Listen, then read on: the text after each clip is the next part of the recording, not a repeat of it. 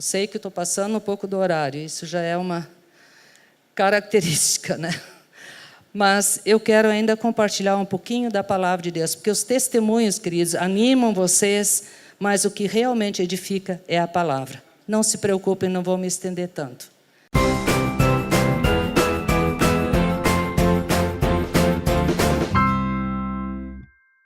No meio de tudo isso que a gente tem ouvido, e eu disse, esse foi um ano de impacto para mim.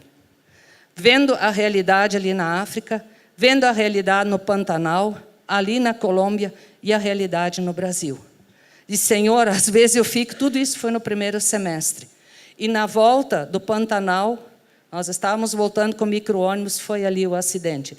Eu inventei distribuir chocolate para a turma e estava em pé dentro do ônibus, não façam isso. O motorista teve que frear e eu literalmente fui arremessada de costas para o chão, né? Fraturei vértebra, por isso que ainda estou usando esse colete por baixo. De uma hora para outra, tudo muda. E eu comecei a pensar, Senhor, como administrar tudo isso? Porque toda essa situação aqui no Brasil, e esse ano, Deus está me falando muito sobre uma palavra lá em 2 Timóteo. Mas espera só um pouquinho. Esse mês, em Mateus 16, passando novamente por Mateus, eu caí ali no versículo 13, Mateus 16, 13, em diante, que diz assim: Indo Jesus para os lados de Cesareia de Filipe, perguntou a seus discípulos: Quem diz o povo ser o Filho do Homem? E eles responderam: uns dizem João Batista, outros Elias, outros Jeremias e algum dos profetas. Mas vós, quem dizeis que eu sou?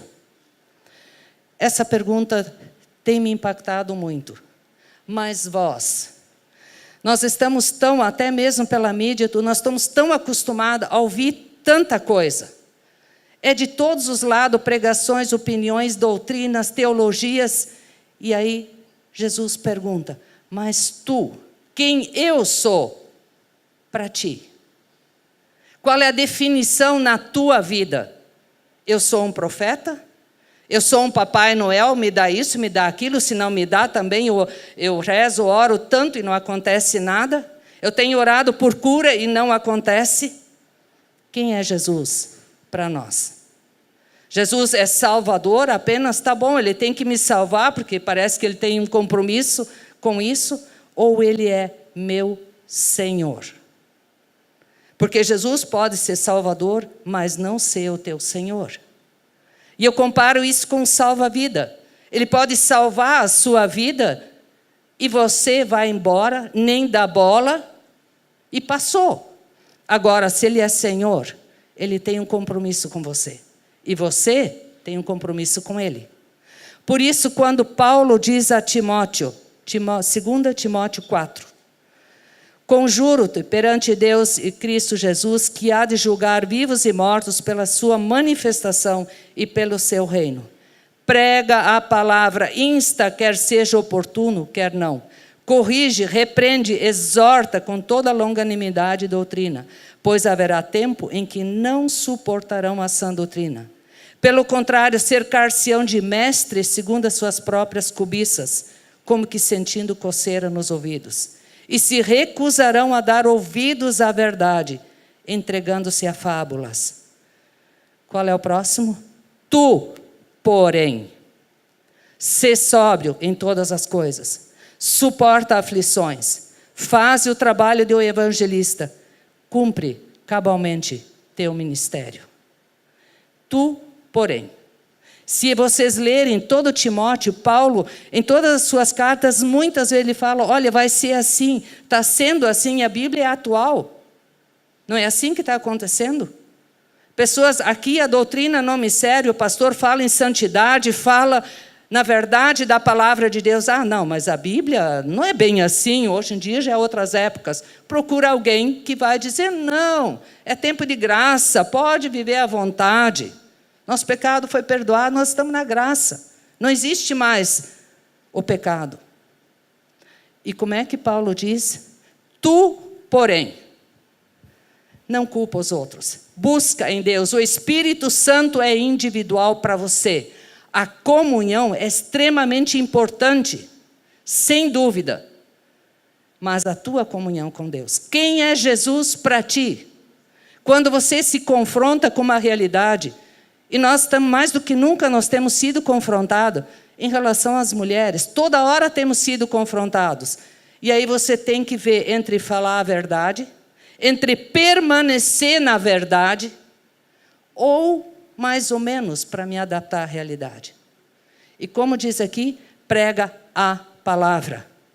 Insta, quer dizer, mantenha a tua posição.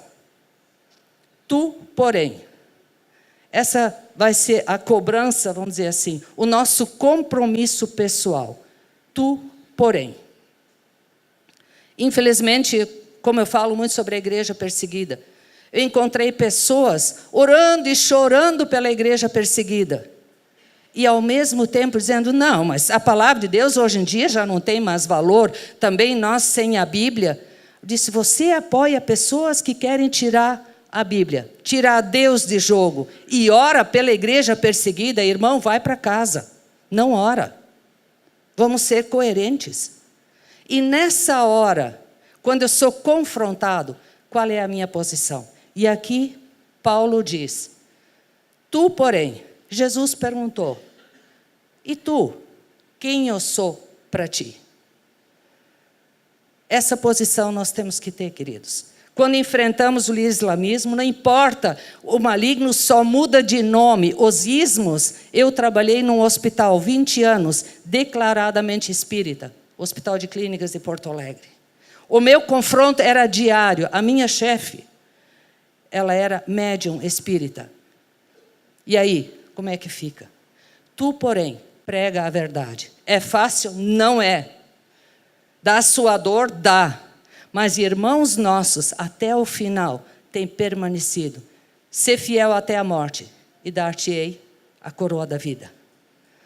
O que eu quero é animar vocês, é que o Espírito Santo é real e Ele não nos deixa na mão. O que está escrito nesse livro não muda, graças a Deus, e Ele é a verdade.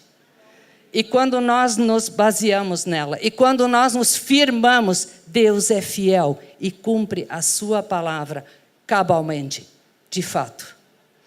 E quando acontecem as coisas na nossa vida, Ele está ao nosso lado. Com esse acidente, quando entrei no hospital com a camiseta Pantavida, eu já não consegui mais levantar por causa da fratura. O pessoal no hospital disse, mas como assim? Você estava trabalhando para Deus e Deus permitiu isso aí? E aí o pessoal todo foi embora, eu escutei o ronco do ônibus, o ônibus foi embora e eu fiquei sozinha em Dourados, 430 quilômetros de onde estaria a Joana e o restante da equipe. E aí, se você não está bem firmado na sua mente, fica, realmente, puxa vida, Deus, como é que... E eu me lembrei do texto, sofre aflições. Quer dizer, eu não vou contar tudo o que aconteceu nesse meio tempo, mas eu posso garantir para vocês que foram bênçãos. Foi dor? Foi dificuldade? Foi. Mas o que Deus semeou nesse meio tempo, os contatos que nós fizemos, a Igreja Católica orou por mim. Por quê? Porque nós encontramos pessoas convertidas a Jesus Cristo lá no meio da Igreja Católica em Dourados. E eles oraram por mim.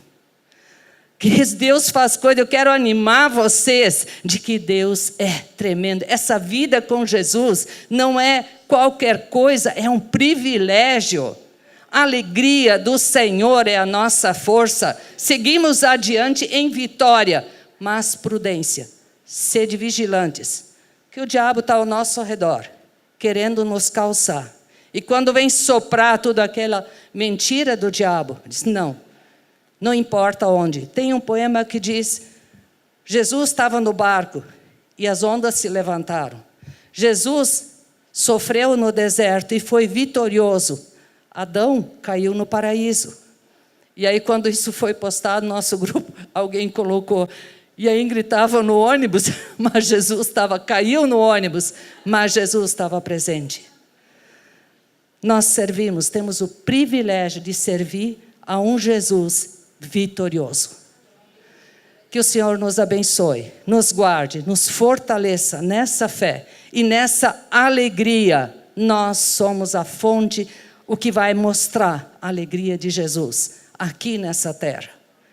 Lá em cima é consequência, aqui nessa terra. Se não for pra te servir, quem sou aqui?